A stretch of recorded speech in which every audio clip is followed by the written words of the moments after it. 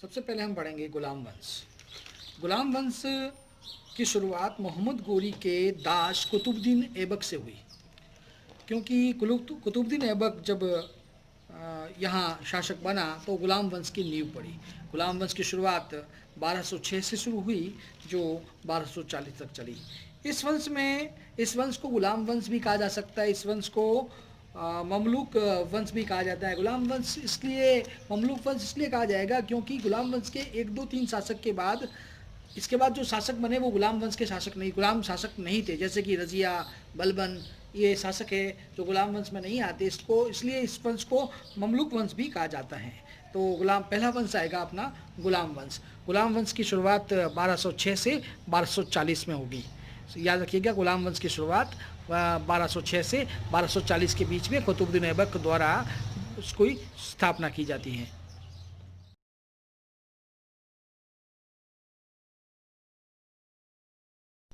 गुलाम वंश के बाद बारी आती है खिलजी वंश की। सबसे इंपॉर्टेंट वंश है ये, सल्तनत काल का सबसे इंपॉर्टेंट वंश कहलाता है।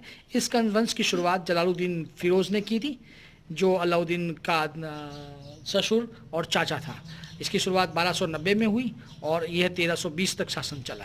इस वंश में बहुत महान शासक हुए, जिसमें अलाउद्दीन खिलजी भी इसमें आता है, जिसकी बाजार व्यवस्था और सैन्य व्यवस्था के बारे में हमने अब पिछले वीडियो में देख चुके हैं। अलाउद्दीन खिलजी इस वंश का सबसे प्रतापी शासक था। यह वंश भी सल्तनत काल का एक इम्पॉर्टेंट वंश कहलाता है।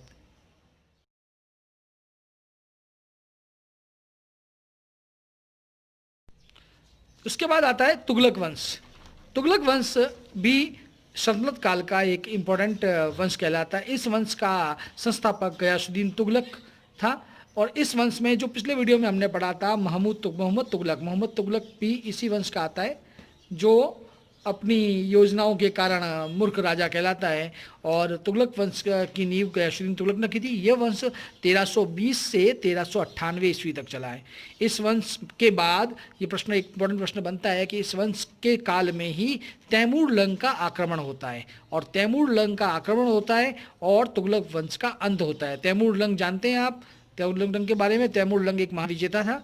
इसका आक्रमण होता है और तुगलक वंश का अंत होता है। इसी के साथ तैमूर लंग के साथ उसका एक सेनापति आता है, वह आता है, उसके साथ सेनापति होता है, वो होता है खिज्र खां। कौन होता है?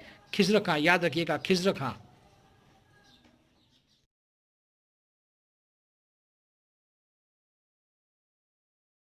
अब खिज्र खां ने सैयद वंश की नींव रखी। मैंने अभी आपसे पढ़ाया है कि खिज्र खां तैमूर लंग का के साथ आया था, इसका सेनापति था। तैमूर लंग जाने के बाद भारत के शासन को खिज्र खां के हाथ में देकर ये चला गया, और खिज्र खां ही इस वंश का संस्थापक कहलाया। इस वंश का स्थापना तो 1414 से 1451 तक रही। 1414 से 1451 तक रही। इसमें दो तीन शासकों के बाद ये वंश भी समाप्त हो गया। इसके बाद नया वंश आता है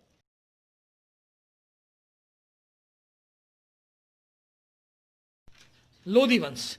लोधी वंश हम जानते हैं। लोधी वंश एक और इम्पोर्टेंट वंश कहलाता है। इस वंश का संस्थापक बहलोल लोधी कहलाता है। इस वंश की स्थापना 1451 से 1526 तक होती है।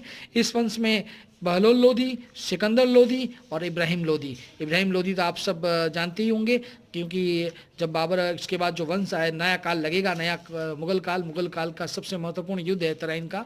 उस युद्ध में उस युद्ध में इब्राहिम लोधी और बाबर का जो युद्ध है उसके बारे में अब अगले वीडियो में पढ़ेंगे। इब्राहिम लोधी इस वंश का अंतिम शासक कहलाता है, जो 1526 में हारने के बाद ये समाप्त हो जाता है। इस प्रकार से यह हमारा पूरा, मैंने आपको सल्तनत काल पढ़ाया है। सल्तनत काल के ये 5 वंश बड़े इंपॉर्टेंट वंश हैं: गुलाम वंश, खिलजी वंश, तुगलक वंश, सैयद वंश और लोधी वंश। वापस बता रहा हूँ मैं आपको, सल्तनत काल के इंपॉर्टेंट वंश कहलाते हैं गुलाम वंश, खिलजी, तुगलक, सैयद और लोधी वंश। अब शुरू करते हैं हम सल्तनत कालीन प्रशासन के बारे में। सल्तनत कालीन प्रशासन इन 5 वंशों के बाद इसका इसका मूल्यांकन करते हैं, इसके बारे में पढ़ते हैं, तो सल्तनत काल में सुल्तानी राजा कहलाता। तुर्की शासकों द्वारा इसको प्रारंभ किया गया था। तुर्की शासक अपने आप को सुल्तान से संबोधित करते थे। सबसे पहले सुल्तान नाम की शुरुआत महमूद गजनवी ने की थी। किसने की थी? महमूद गजनवी ने अपने नाम के आगे सुल्तान लगाया था। अब ये शासक अपने शासनकाल में उलेमाओं की सुना करते थे। उलेमाओं की अपने शासनकाल में उलेमाओं की सुनकर काम किया करते। इनको राजकाज उलेमाओं के कार्यों के अनुसार, जो उलेमा इन्हें एडवाइस देते, सलाह देते, उसके अनुसार ये कार्य करते। फिर आते हैं इसके शासनकाल में सबसे इम्पोर्टेंट चीज़ थी अमीर। अमीर लोगों का बड़ा प्रभुत्व था। अमीर लोगों का बड़ा प्रभुत्व था। आप सब जानते हैं इल्तुतमिश के शासनकाल में 40 अमीरों का एक समूह था जिसको चहलगानी कहा गया था। याद रखिएगा, चहलगानी का मतलब होता है 40 अमीरों का एक समूह। इसको करने वाला था इल्तुतमिश ने 40 अमीरों का दल का वर्णन किया, जिसको चहलगानी कहा गया।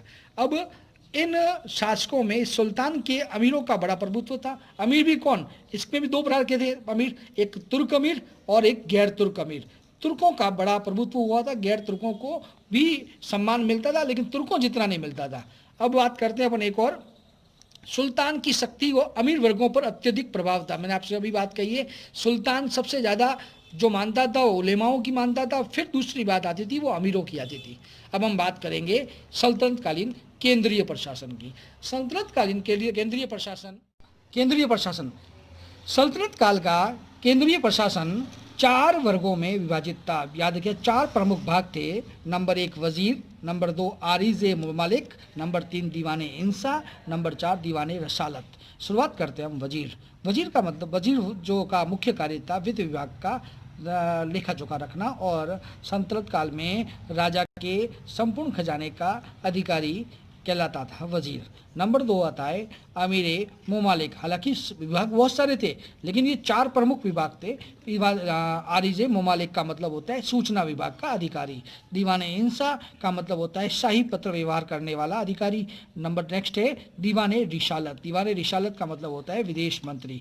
सल्तनत काल में कई ऐसे राजा हैं जिन्होंने अपने काल के अंदर कई अलग अलग विभाग भी खोले हैं। शुरुआत करते हैं हम जलालुद्दीन खिलजी की। जलालुद्दीन खिलजी ने दीवाने वकुफ की स्थापना की। इसी प्रकार से ये इंपॉर्टेंट क्वेश्चन है, सभी आप याद रखिएगा। जलालुद्दीन खिलजी ने दीवाने वकुफ की स्थापना की। अलाउद्दीन खिलजी ने दीवाने मुस्तखराज की स्थापना की। उसी प्रकार से मोहम्मद तुगलक, आप जानते हैं, तो तुगलक वंश के एक ऐसे शासक जिसने अपनी कई योजनाओं के कारण बड़ा प्रसिद्ध था वो।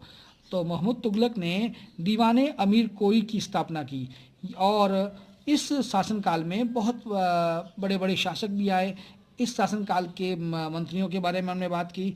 अब इसके बारे में देखते हैं। खम्स था। खम्स का मतलब होता था युद्ध के समय में लूट का सामान होता था, जो लूटा जाता था उन्हें उसे खम्स कहा जाता था। याद रखिएगा, खम्स एक इंपॉर्टेंट क्वेश्चन है, इसलिए मैंने इसको अलग कर दिया है। और ये शासनकाल सल्तनत काल 1206 से 1526 के तक चला, एक बड़ा राजवंश। इसके बाद नया राजवंश आएगा जो अगले वीडियो में हम देखेंगे, मुगल वंश।